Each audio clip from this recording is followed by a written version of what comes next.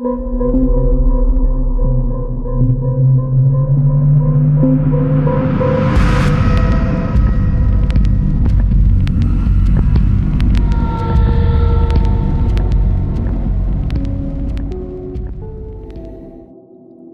I'm Tara from RTS Paranormal, here to bring you aboard the USS Salem for another chapter of Paranormal History. As mentioned in the previous episode, the USS Salem is a heavy cruiser housed in the Quincy shipyard and is now open to the public as a museum. The ship was completed just in time to miss World War II and was then used primarily for humanitarian purposes in the Mediterranean. Her largest mission was to help a Greek island after it was badly damaged during an earthquake. This time aboard the ship, we're going to be investigating and telling you the history of Third Mess and the Butter Room, the infamous walk-in cooler that was later converted into a storage area for the dead. We also have some special footage from an investigation I did with my little sister Brienne and the bunk area that lies between Third Mess and the Butter Room, in which we had some very unusual K2 activity. Tonight we're going to be starting off in Third Mess. Third Mess was primarily what you would expect it to be, one of a few mess halls on the USS Salem. However, while it was deployed, the room had an alternative purpose, a temporary triage area. The tables rolled back to the walls, and beds could then fill the room. IV bags would hang from the hooks that you can still see on the ceiling today. This area has had its fair share of paranormal experiences. Jim, who you may remember from the last episode, had his first experience on the ship here. He heard someone shout, "Hey you!" at him, although there was no one there. RTS member Jen is now going to tell us a little more about the paranormal experiences that have happened in this area. I am Jen Blaney. There have been several paranormal events that have happened here. I personally have seen a shadow person on the other side of the room. I've also heard sounds of a metal car, voices, so this is a very active area. Unexplainable noises are actually something that are pretty common across all of the ship. Jen and Dean actually experienced it on their last investigation. Recording. I think that is the chain. Okay. It's weak. I think everything else we're hearing something else. I mean, for a while there was dead quiet now. I definitely heard captions.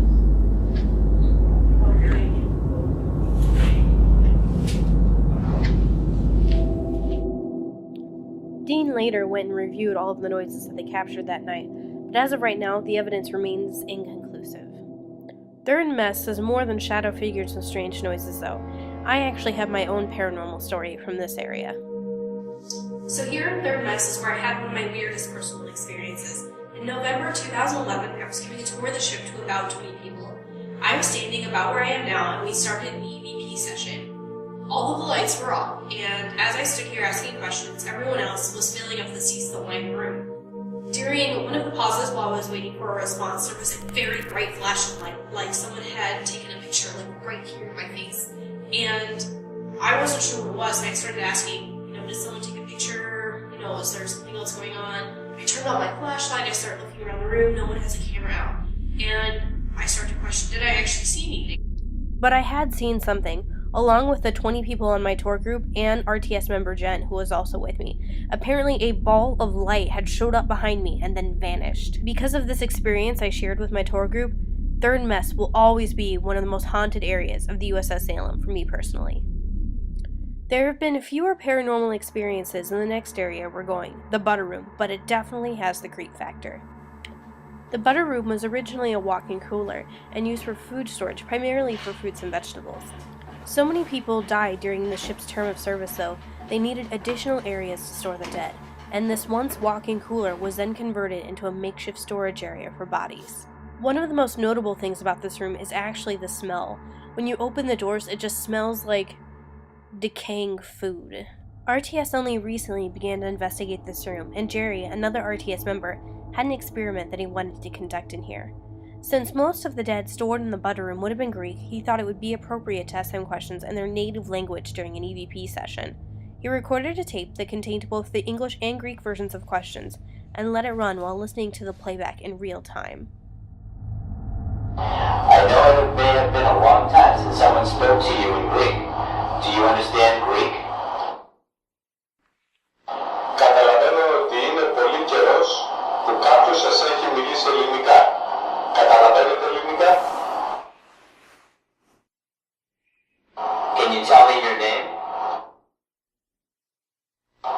Case number 3 stolen or Marshall?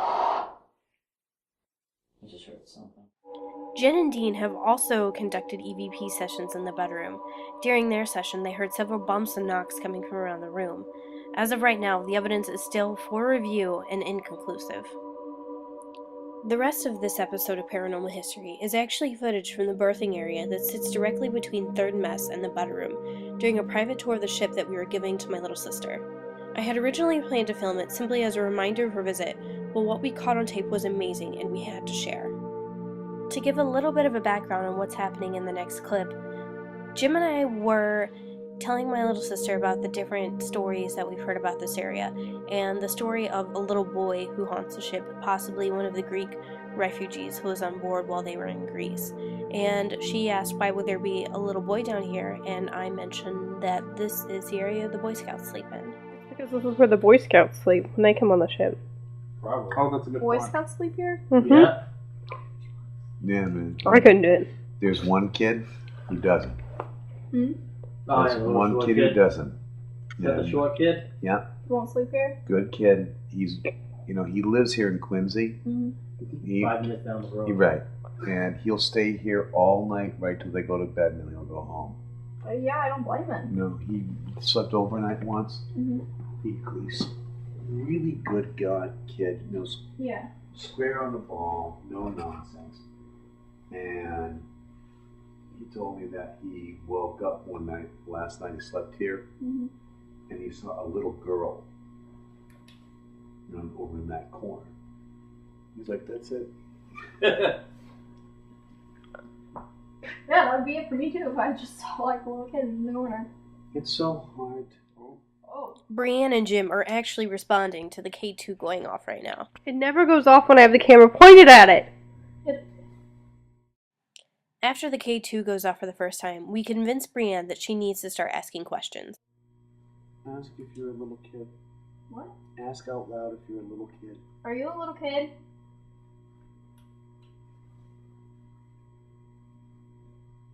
Do you like me because I'm closer to your age? Oh man. Ask to confirm that. Ask if. Can you please do that again if you like me because I'm closer to your age?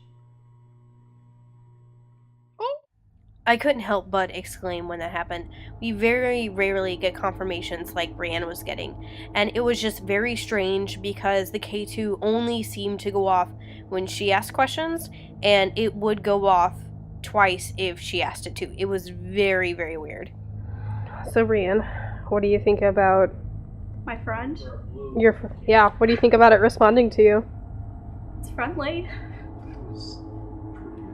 It likes me, There was obviously. a lot of repetition on that. I'm glad we got that on video because there were several that it was clearly. I missed like the first time it went off, but I got. You got it after time. I mean, there was like 4 or 5 times where she asked a question and it wasn't moving until she asked the question.